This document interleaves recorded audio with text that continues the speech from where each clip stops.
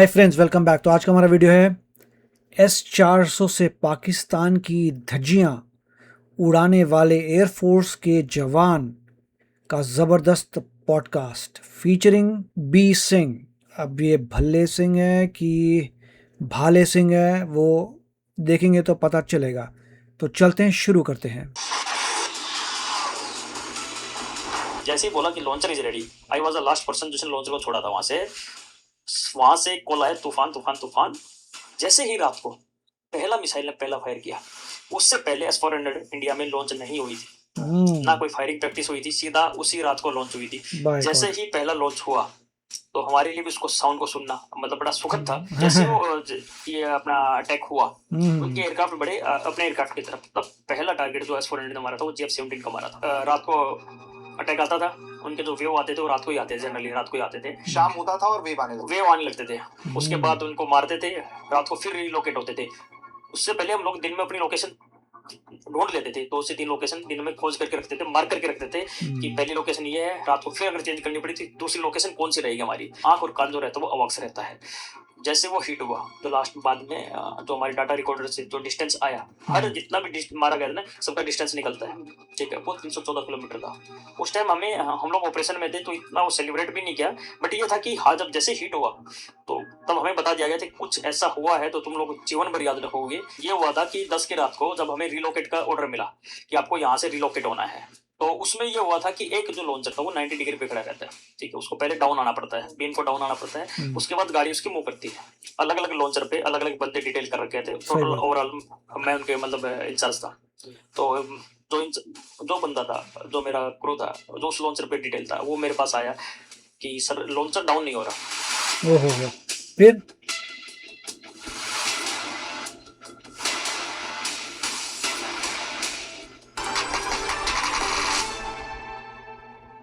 नमस्ते, जय हिंद दोस्तों। वर्दी वाले देख रहे हैं आप और मैं हूं ऋषिराज। आज वर्दी वाले में बेहद खास मेहमान सर्जेंट भल्ले सिंह, S-400 ऑपरेटर, और इनसे बात करेंगे ऑपरेशन सिंदूर की और ऑपरेशन बंदर की। भारत के 2 हाई प्रोफाइल ऑपरेशन जो हाल के वर्षों में हुए और पूरी दुनिया में इसका नाम हुआ। सर, बहुत स्वागत है आपका। थैंक यू ऋषि, जय हिंद टू ऑल। सबसे पहले ऑपरेशन सिंदूर का जिक्र किया मैंने, S-400 का जिक्र किया मैंने। सर, आपको S-400 पर काम करने के लिए ऑपरेशन सिंदूर के दौरान मेंशन इन डिस्पैच भी हासिल हुआ आपके काम को देखते हुए। बात करेंगे इसी पर। सबसे पहले ऑपरेशन सिंदूर वाले हिस्से पर ही बात करेंगे। 2 दशक से ज्यादा का एक्सपीरियंस रहा आपका अपनी एयरफोर्स के साथ, और एयरफोर्स ने तो जो कमाल किया है वो तो पूरी दुनिया जानती है। ऑपरेशन बंदर पर हम बाद में बात करेंगे, जो कि एक बड़ा माइलस्टोन था। इंडिया ने अपनी स्ट्रेटजी चेंज करी और बताया दुनिया को कि अब गेम जो है वो उसके नियम भी हम डिसाइड करेंगे और गेम कैसे खेलना है ये भी हम बताएंगे। लेकिन जो सबसे पहले रिसेंट इंसिडेंट है उससे शुरुआत करेंगे। ऑपरेशन सिंदूर, आप बहुत एक इंपॉर्टेंट लोकेशन में थे। S-400 की जिम्मेदारी थी आपके कंधे पे। अब एक तरीके से आप वो व्यक्ति थे जो उस जहां पर आप थे वहां पर पूरी तरीके से उस यूनिट में S-400 को लेकर काम करना, उसकी देखभाल करना, और दुश्मन के साथ आप लोगों ने जो किया उसको समझेंगे। तो इसकी शुरुआत कैसे हुई, जरा आप बताइए। आप हमें ऑपरेशन सिंदूर पर आते हैं। पहलगाम हो गया था, पूरा देश का खून खौल रहा था। क्या सेंटिमेंट था उस वक्त आपकी यूनिट के अंदर? देखिए, ना सिर्फ मेरी यूनिट की बल्कि पूरे देश के, मतलब उसमें पूरे देश में रोष था, गुस्सा था कि कब तक ऐसी सब चीजें हम लोग सहन करते रहेंगे। उन लोगों की क्या गलती थी जो अपने फैमिली मेंबर के साथ जाके कश्मीर में, जो हमारे कश्मीर में, J&K is the integral part of India, हमारे कश्मीर में हम लोग अपने देश में हम लोग क्या जा नहीं सकते। नंबर 1 तो ये थी हमारे अंदर, ये भी थी कि इतना पैसा सरकार खर्च कर रही है, फौज पे खर्च कर रही है, J&K डेवलपमेंट में खर्च कर रही है, फिर भी आके ऐसी कायराने हरकत J&K में हो रही है। इस बार ऐसा बदला लेंगे, ऐसा पंच लगाएंगे कि जो लंबे टाइम तक पाकिस्तान याद रखेगा। इसके पीछे कौन थे सबको पता था, इसमें किसी को छुपाने वाली बात भी नहीं थी। तो जैसे ये इंसिडेंट हुआ उसके बाद 1 या 2 दिन के बाद शायद हमारे जो प्राइम मिनिस्टर उस टाइम पर सऊदी अरब की उस पे यात्रा पे थे, उन्होंने अपनी बीच में यात्रा रोकी, वो वापस आए। उसके बाद हाई लेवल की जो सिक्योरिटी मीटिंग होती हैं NSA की एंड तीनों chief CDS and all, target चुने गए। तो 21 टारगेट स्टार्टिंग में जो टेरर कैंप थे 21 चुने गए थे। इनमें से हमें कौन कौन से टारगेट ज्यादा वैल्यूबल हैं। तो लास्ट में फाइनल हुआ था वो 9 टारगेट हुए थे फाइनल, वो शायद 5 मई के आसपास का हुआ था। हाँ उसके बाद सेलेक्ट किया गया कि कौन कौन से जहाज से कौन कौन सा ऑपरेशन आपको करना है, कैसे जी। करना है। और जैसे ही ये पहलगाम हुआ था 1 या 2 दिन के बाद जितने भी फॉरवर्ड बेस थे या तीनों सेनाओं के प्लस अपने कोस्ट गार्ड हो गई, बीएसएफ सब हाई अलर्ट में चले गए थे। और लास्ट में हम लोगों को भी नहीं पता था कि हम लोग इस ऑपरेशन में इतना इंपॉर्टेंट रोल प्ले करने वाले हैं। किसी को नहीं पता था, इवन किसी पायलट को भी नहीं पता था कि आपको बॉम्बिंग करनी है। ऑपरेशन बहुत सीक्रेट तरीके से किया गया था और सीक्रेसी मेंटेन लास्ट टाइम तक रखी गई थी। इवन जो पायलट आज उड़ान भरने वाला है, बॉम्बिंग करने वाला, उसको भी नहीं पता था कि आपका ये नंबर लगने वाला था। सेम कंडीशन हम लोगों के साथ थी। और वो दिन फिर लास्ट में जाके 6 मई या फिर 7 मई, दोनों 7 मई की रात 6-7 मई को हमें लोगों को मौका मिला। नहीं तो मुझे ये बताइए कि जब पहलगाम हो गया और उसके बाद आप अलर्ट पे आप लोग चले गए थे, तो डेली एक्टिविटी क्या थी? मतलब कोई प्रैक्टिस हो रहा था या कुछ कर रहे थे, कोई ऐसी एक्टिविटी आप लोग कर रहे थे जो डेली नॉर्म से हटके था, कुछ था? अगर आप वो बताना चाहें तो। बिल्कुल उसमें ये था कि सबसे पहले जैसे मैं S-400 में काम करता था, तो सबसे पहले हम लोगों को मिसाइल लोड करना था, लाइव मिसाइल को लोड करना था। और एनी टाइम पर मतलब with in fraction of second हम लोगों को जब जैसे बोला जाएगा, जिस लोकेशन में बोला जाएगा, विद लाइव लोडेड मिसाइल हम लोगों को पहुंचना था। तो सबसे पहले था कि जितने भी हमारे लॉन्चर थे उसमें हमें मिसाइल को लोड करके रखना था। इसके अलावा जो इक्विपमेंट है, जो जैसे लॉन्चर है या रेडार है, उसको सर्विसेबल रखना, 100% सर्विसेबल रखना है। जिस दिन ये हुआ था ऊपर से बोला गया था कि आप लोगों को तैयारी करनी है, उस दिन मेरा रिटायरमेंट में शायद 1 से 1.5 महीना बाकी था। 30 जून को मेरा शेड्यूल रिटायरमेंट था। और मैं 2 से 2.5 महीने छुट्टी काट के घर से, और उस मोड में था कि अब मैं आउट जा रहा हूँ और अपने डॉक्यूमेंटेशन में लगा हुआ था। जो काम में जो रहते लास्ट में जब रिटायर हो रहे हो आप, तो मैं तो उस फेज से बिल्कुल आउट था। अब ऐसा नहीं लग रहा था कि मैं कभी कीबोर्ड को टच कर पाऊंगा, मुझे नहीं लग रहा था, कोई यूजुअली ऐसे करता भी नहीं लास्ट टाइम में। तो उसमें ये हुआ था कि प्री रिलीज कोर्स भी होता है। जब बाहर जाते हो तो आपको फौज एक कोर्स करवा के छोड़ देती है। तो मेरा वो कोर्स भी आ रखा था, बट कुछ न कुछ ऐसा ही हुआ था कि रिक्वायरमेंट मेरी छुट्टी भी की थी, मुझे घर जाना था। उसके लिए वो मैंने कोर्स कैंसिल करवाया था। जैसे कोर्स कैंसिल करवाया, ये पहलगाम वाला इंसिडेंट हुआ और सीधा मुझसे पूछा गया है कि आज हमें मिसाइल लॉन्च करनी है, कि क्या आपका इक्विपमेंट रेडी है, क्या हम लोग मिसाइल तैयार कर पाएंगे। तो मैंने कहा कि सर मैं काफी दिनों के बाद आया हूँ, तो I need to check from my boys. तो मेरे जो अफसर थे उन्होंने कहा कि मुझे सिर्फ यस ही सुनना है, नो मत बोल देना। तो तब हमें लगा इंटेंसिटी बहुत ज्यादा इस चीज की। तो पहलगाम तो हमने देख लिया था। उसके बाद हम लोगों ने मिलकर सबको इकट्ठा किया कि हमें तैयारी करनी है और ऐसा कुछ होने वाला है, इसकी सीक्रेसी हमें रखनी पड़ेगी और उस इंटेंशन के साथ काम करना है कि खाना मिले ना मिले, ये सब चीजें हमें नहीं देखनी, लगातार हम लोगों को काम करना है। वो 24 अप्रैल से स्टार्ट किया था हम लोगों ने, और टिल डेट जब तक ये ऑपरेशन खत्म नहीं होगा तब तक हम तो आप लोग ये डेली मिसाइल लोडिंग करना, ऑफलोडिंग करना, ऐसा कुछ करते थे? आप लोग प्रैक्टिस करते थे? जैसे ही स्टार्ट हुआ ऑपरेशन की, जब ऑर्डर मिला, मिसाइल लोड किया हमने, उसके बाद अपना इक्विपमेंट टेस्ट करते रहते थे। उसके बाद वो डेली नियम से आप लोग डेली नियम से कर रहे थे। और उसके लिए भी कुछ टाइम था कि आज एक साथ कितना मिसाइल हमने लोड कर लिया। कुछ एक शेड्यूल आया था हमारे पास कि इस तरीके से हम लोगों को काम करना है। अच्छा, और ये लगातार आप लोग जो है 6-7 तारीख तक आप लोग ये सोचिए कि सुबह जाते थे 6 से 7 बजे के बीच में, सुबह मॉर्निंग में, कभी रात के 12 बज रहे हैं, कभी रात के 2 बज रहे हैं, इतने टाइम तक लगातार काम होता था। अच्छा, हमें काम बता दिया गया था किसको कब आना है, वो सब हम लोग आपस में डिसाइड करते थे। खाना पीना जो भी करना है आपस में सब डिसाइड किया जाता था। टास्क दे दिया गया था कि ये काम है, आपको करना है, कैसे भी करो। तो फिर वो सर कयामत वाली रात आती है 6-7 को, जब एक मैसिव ऑपरेशन जो है लॉन्च होता है। तो जब ये हुआ उस वक्त रात के वक्त तो आप लोग भी अलर्ट पे थे, आप लोग को ऑन ड्यूटी रखा गया था? जी बिल्कुल, जिस रात 6 तारीख की रात को हम लोग डिप्लॉय हुए थे, सुबह से हम लोग वेट कर रहे थे, क्योंकि 3 से 4 तारीख के बाद ऐसे लगने लगा था कि अब ऑर्डर आएगा। हर रोज हम वेट करते थे कि कब ऑर्डर आए, कब ऑर्डर आए। तो 6 तारीख को सुबह से हम लोग वेट कर रहे थे। तो शाम को हम लोग खाना खाने चले गए थे कि डिनर का टाइम हो गया है, 8 से 9 के बीच का टाइम था। तो जस्ट मैं पहुंचा ही था डिनर के लिए। तो जैसे ही खाना खाने के लिए बैठा था मैं, तभी कॉल आ गया कि मेरे को जल्दी से जल्दी आओ। तो मैंने पूछा कितना? बोले जितना जल्दी हो सकता है उतना जल्दी आओ। तो ऐसा लगा कि बहुत ज्यादा इमरजेंसी है, तो खाना वहीं छोड़ा मैंने, बाकी गया मैं। जैसे ही मैं पहुंचा, मेरे टीम मेंबर भी पहुंच रखे थे वहां पे, और मीनवाइल मैंने अपने बंदों को भी फोन कर दिया था कि जितना जल्दी हो सकता है खाना सब छोड़ के आओ, खाना वाना कोई सब बाद में देखेंगे, बहुत ज्यादा इमरजेंसी है। जैसे हम लोग वहां पहुंचे तभी ऑर्डर मिला था कि गाड़ी में बैठ के आपको बेस से बाहर जाना है। ठीक है जी, बेस से बाहर जाना है। बेस से कहाँ बाहर जाना है तो ये नहीं बताया कि बेस से बाहर जाना है कि क्या करना है। तो थोड़ी देर बाद आदेश आया कि बेस के अंदर भी रहना है आपको।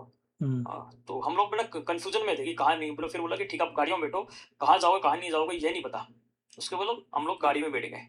उसके बाद कहाँ गई है मैं नहीं बता सकता। तो मुझे ये बताइए कि उस वक्त आपको लग गया था कि आज मौका मिलेगा बॉस, आज तो S400 जो है वो अपना काम करेगा आज। हाँ, थोड़ा-थोड़ा एहसास हो गया था। इसलिए एहसास हो गया था कि पिछली बार भी हमने देख लिया था कि अब ऐसी सब चीज़ें नहीं है कि डराएँगे, धमकाएँगे, फिर बाद में समझौता हो जाएगा, वो टाइम नहीं नहीं तो है अब। और ये जो वो बहुत जो पीक पकड़ चुका था 3 तारीख 2 तारीख से, फिर तो एक्साइटमेंट आ गई थी आपके आपके बंदों में कि भाई अब तो भाई गो अहेड कहो सर, तो फिर आर्मी ऑपरेशन कर दे। बंदे बहुत मतलब बंदों का मोरल बहुत ज़्यादा हाई था। वो वेट नहीं कर पा रहे थे। उन्होंने कहा था कि जितना जल्दी हो सकता है हम इस ऑपरेशन को अंजाम देना चाहते हैं। वेट नहीं कर सकते हम, जितना जल्दी हो हम लोगों को मिसाइल लॉन्च करनी या जो भी स्ट्राइक मिलेगी, जैसे भी मिलेगी वो सब हमें करना है। गाड़ी में बैठे रात को, उसके बाद एक ऐसी लोकेशन पे गए, वो मैं नहीं बता सकता कि बेस के अंदर है या बेस के बाहर है। ठीक है, वो मैं नहीं बता पाऊंगा आपको क्योंकि due to some security reason से। ठीक है। उसके बाद हम लोग रात को जाके डिप्लॉय हो गए। जो लोकेशन हमें दी गई थी उस लोकेशन पर जाके हम लोग डिप्लॉय हो गए। उसके बाद क्या हो रहा है नहीं पता। सबसे पहले तो अपने आप इक्विपमेंट को डिप्लॉय किया हमने, सर्विसिबिलिटी चेक की उनकी।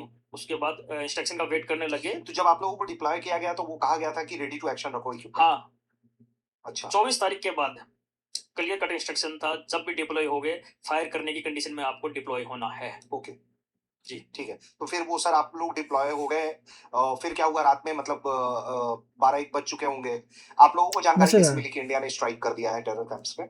ये हुआ था कि हम लोग वेट कर रहे थे और अपना जो भी काम था, जैसे being as a launcher crew, मैं लॉन्चर ऑपरेटर था, लॉन्चर का सुपरवाइजर भी था, जो भी बंदे थे मेरे नीचे काम कर रहे थे, हम लोग मिलके काम कर रहे थे एक्चुअली। तो हमारा जो काम था हमने काम कर दिया, उनको लॉन्चर तैयार करके दे दिया और ऐसी कंडीशन में दे दिया कि एक सिर्फ बटन दबाना मिसाइल फायर हो जाएगी। जो भी हमारे काम होते थे सब कुछ करके हमने दे दिया उनको।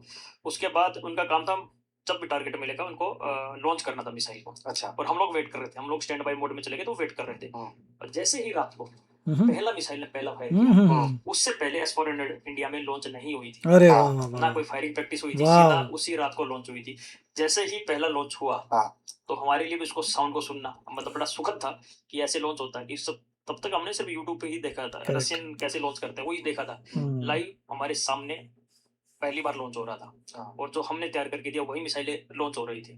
उसके बाद मैं लॉन्च तो हो गया, बड़ा साउंड आया, बहुत ज्यादा साउंड आया और पहली बार वो थ्रिल हम लोगों ने भी एक्सपीरियंस किया। अब किसको मारा क्या मारा नहीं पता, क्यों? क्योंकि सेकंड टारगेट का वेट कर रहे थे। तो सब चीजें हम नहीं कर सकते जब तक ऑपरेशन चल रहा है, तो वो सब चीजें आपको उस मोड में रहना है कि कोई और भी इंस्ट्रक्शन आएगा उसको फॉलो भी करना है आपको। कोई रिलोकेट करना है लॉन्चर को या किसी और इक्विपमेंट को रिलोकेट करना है तो उसका इंस्ट्रक्शन का भी वेट कर रहे थे। तो शांति से हम लोग वेट कर रहे थे, तो काफी देर हो गई, क्या हुआ क्या नहीं हुआ। तो उसके बाद कहते हैं कि अब कहाँ से पता करेगा, क्योंकि हमारे पास स्मार्टफोन नहीं थे, कुछ भी नहीं था हमारे पास साधन। कुछ ऐसे फोन थे जो हम लोग कैरी कर सकते हैं नॉर्मल फोन से, स्मार्टफोन नहीं कैरी कर सकते। अब मेरे को लगा कि कैसे न कैसे कंफर्म किया जाए कि कुछ हुआ है। तो मैंने अपनी वाइफ को फोन किया रात को, 3 बजे के बाद की बात है शायद, कब टाइम मुझे याद भी नहीं आ रहा है। तो रात को फोन किया तो उसको बहुत देर तक तो समझ में नहीं आया कि फोन रात को, मतलब रात को फोन करना जनरली इमरजेंसी समझते हैं हम लोग। तो रात को 10 बजे बाद कॉल करना मतलब इमरजेंसी। तो बहुत देर तक उसको समझ नहीं आया फोन क्यों आया है। तो फिर मैंने कहा ठीक है टीवी ऑन करो या फिर यूट्यूब में कोई भी चैनल लगा के देखो कि क्या हो रहा है, लाइव चैनल देखो आप। तो ठीक है, उसने देख के मुझे बताया कि वहाँ से या फिर मतलब अपने एयरफोर्स की तरफ से या आर्मी की तरफ से प्रेस कॉन्फ्रेंस चल रही है कि हम लोगों ने टेररिस्ट मतलब कैंप पर स्ट्राइक कर दी है। और उसका नीचे भी ये भी आ रहा है कि S-400 को भी फायर किया गया है। अच्छा ऐसा आ रहा है? बोले हाँ। बोले आपने फायर किया? बोले नहीं मैं वैसे ही पूछ रहा हूँ आपको, मैंने कुछ नहीं बताया, मैं सो जाऊँ सब ठीक है। तो वो फर्स्ट कंफर्मेशन था कि कुछ हुआ है, टेरर कैंप पर स्ट्राइक हुई है, S-400 फायर हुई है, ये सब चीजें ऑलरेडी आउट हो चुकी थी। अच्छा जी हाँ, तो वो सर वो जो और उसके बाद फिर चूंकि 6-7 तारीख को हुआ, फिर 7 तारीख का पूरा दिन था, फिर रात, फिर 8 की रात, 9 का दिन, 9 की रात, 10 का दिन, 10 के बाद जाके चीजें थोड़ी सी शांत हुई। लेकिन वो जो अब उसके बीच का मुझे पीरियड बताइए कि तो आप लोग क्या अपने जिस भी लोकेशन पे आप रहे, तो अब आप लोग बिना मतलब सोए हुए लगातार आप लोग ऑन ड्यूटी थे लगातार इतने दिन तक? देखिए जब तक सीज फायर नहीं हो जाता, सांस भी कहते हैं ना, सांस भी सही से जब सीज फायर हुआ ना उसके बाद सब लोगों ने सांस लिया, क्योंकि लगातार मिसाइल फायर करना आपको, उसके बाद आपको रिलोकेट करना है। रिलोकेट करने का मतलब ये था कि सारा ताम दाम जितना भी है इक्विपमेंट है उसके साथ बहुत सारी एसेसरी भी रहती है, पूरी यूनिट को जब मूव करना है तो not a easy job, time लगता है, टाइम भी लगता है, साथ साथ में मतलब मेहनत वाला भी काम है। बाय गॉड क्या खतरनाक पॉडकास्ट था। क्या कमाल का बता रहे हैं कि उस वक्त जो है जब ऑर्डर आ गया, आप चले गए लोकेशन पे, आप सो नहीं सकते, कुछ खाने का समय नहीं है, आपने फायर किया, आपको पता नहीं है एक्चुअली उसने हिट किया नहीं किया, आप वेट कर रहे हो अपने नेक्स्ट ऑर्डर के लिए कि अगर बोलते हैं मूव करना है तो मूव करना है दूसरी लोकेशन पे, वहाँ पे रेडी रखना है। सारे मिसिल्स लॉक एंड लोडेड हैं, आपको जैसे ऑर्डर मिलेगा भाग के दूसरी लोकेशन पे जाओगे, वहाँ से फायर करोगे। और इन्होंने तो पता कर लिया था अपनी वाइफ से कि भैया अटैक हो गया है, तो उनको समझ आ गया था कि अब पाकिस्तान वहाँ से कुछ ना कुछ फायर करेगा और S-400 से उसे न्यूट्रलाइज करना है। सेंट्रल कमांड से इनको पता चलता था कि ये लोकेशन पे फायर करो, ये लोग फायर करते थे। अमेजिंग, इन्होंने ज़िंदगी में पहली बार S-400 को देखा फायर करते हुए। ऑब्वियसली उससे पहले इतने महंगे होते हैं कि ऑब्वियसली किसी ने S-400 फायर नहीं किए होंगे उससे पहले, इतना महंगे यू कांट फायर। तो ये फर्स्ट टाइम इंडिया की हिस्ट्री में इनकी टीम ने फायर किया S-400, और पता लग रहा है कि किसी न किसी को ज़बरदस्त चीज़ को, एयरप्लेन को इन्होंने हिट किया था। ब्यूटीफुल, कितने प्राउड होंगे ये कि बॉस मेरा S-400 मैंने फायर किया था और देखो क्या कमाल किया। ओहो ब्यूटीफुल, मज़ा आ गया। तो आप बताइए इसके बारे में आपके क्या विचार हैं। मिलेंगे अगले वीडियो में, टेक केयर, बाय बाय।